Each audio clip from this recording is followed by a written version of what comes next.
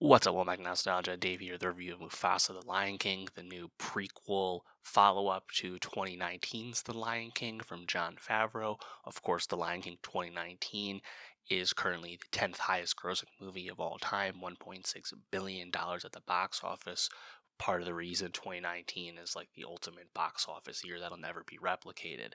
And of course, the original Lion King from the early 90s, to its credit, if you do adjust for inflation, is in fact the 20th highest grossing movie of all time. So, not that anyone needs me to say it, but of course, the original Lion King is one of those signature Disney films, whether it's the iconic Oscar winning Hans Zimmer score, the original songs from Elton John, the inspiration from Hamlet.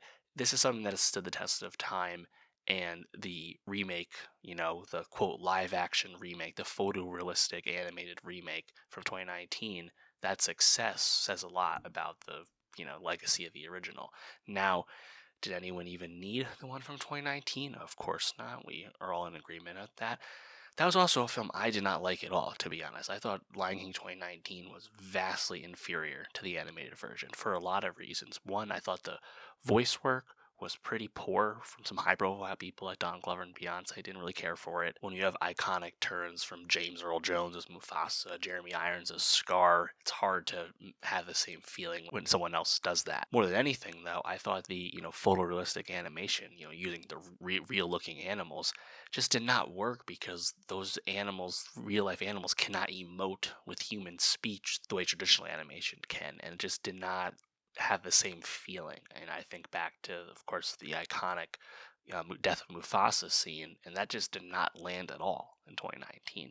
So therefore, I'm coming into a spin-off about Mufasa with very low expectations. And if we think back to the animated days with Lion King, there was the Lion King 1.5, there was the Lion King Simba's Pride sequel.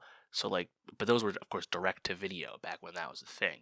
So getting a fully fledged, spin-off continuation of 2019's Lion King. This time we're going back, telling the origin story of Mufasa. I was not expecting a whole lot. Furthermore, I was just kind of frustrated that Barry Jenkins, of all people, was the one directing this. Of course, Barry Jenkins, the director of Moonlight, winner of Best Picture, the excellent If Beale Street Could Talk, the excellent Underground Railroad series at Amazon, and then he follows that up with Mufasa the Lion King. I will not begrudge Barry Jenkins from very clearly taking a nice bag from Disney, but let's be real, this is a one for them type decision, and I just know his next movie is going to be awesome. Despite a lot of reservations and a lack of anticipation, Mufasa the Lion King is about as good as it possibly could have been. This is the Mufasa origin story, and as a result, there's a lot of backfilling about how the world of the Lion King came to be. Some of that gets laid on a bit thick in the second half of the film. However, I think for what this was, it was pretty compelling, pretty interesting. I think a big part of this is the animation is a lot more improved. I think these photorealistic animals are a lot more emotive than they were in the 2019 Lion King. I think a big reason why this movie actually lands pretty successfully is the fact that it's a new story, the untold story of how Mufasa came to be the Mufasa we know from the Lion King.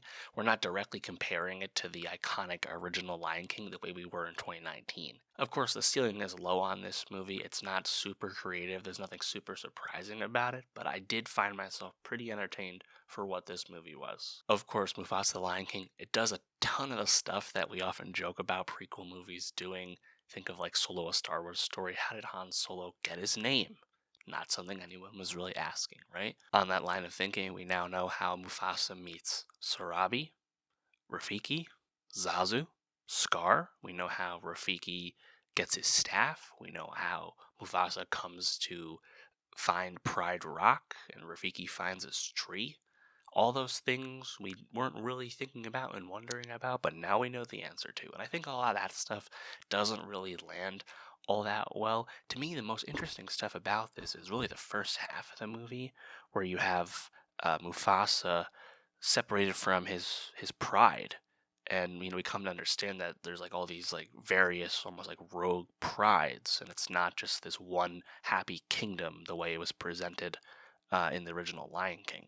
Mufasa getting separated and coming across a fellow cub of his age from another tribe, Taka. The Mufasa Taka dynamic I really like, where Taka is the, ascendant prince of this new pride that takes him in begrudgingly.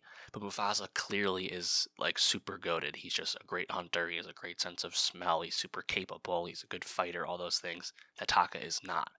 And yes, is it a familiar proposition and premise for eventual conflict? Of course it is.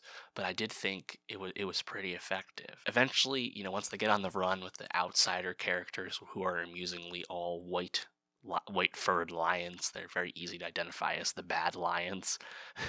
Once we get into the chase and fleeing scene, I kind of like that. That's how they pick up Rafiki and Zazu, and they meet Sarabi, and there was kind of a lack of tension, I think, at that point, because I was like, oh, wait a minute, well, I know Sarabi is Simba's mom. Not that she's much of a character in the original Lion King, but I know the name.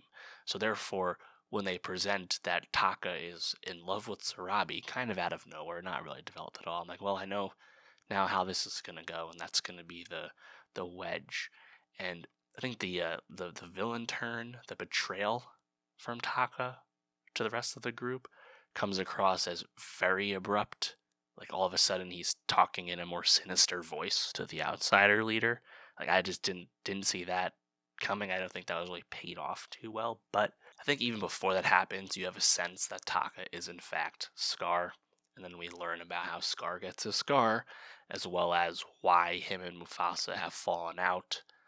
We actually learn that they're not actually blood brothers, more of adoptive brothers, and Mufasa lets him stick around at the end, and we kind of understand the dynamics of where the Lion King sets. Again, none of this needed to be answered. All those caveats go without saying. This is a brand management cash grab type movie. That's why it exists. However, I don't know. I did find it pretty solid for a low ceiling effort like this. I think a big part of it is that I just had such low expectations because I really loathed the 2019 Lion King. The other thing that kind of surprised me is I thought the original songs in this, I mean, you don't hear them in full. There's not a lot of huge singing montages. They're pretty quick, but I thought they were pretty solid songs. I like the arrangements with a lot of them, the instrumentation on a lot of these songs. I thought they were memorable. I thought they were fun ensemble pieces when a lot of characters are singing.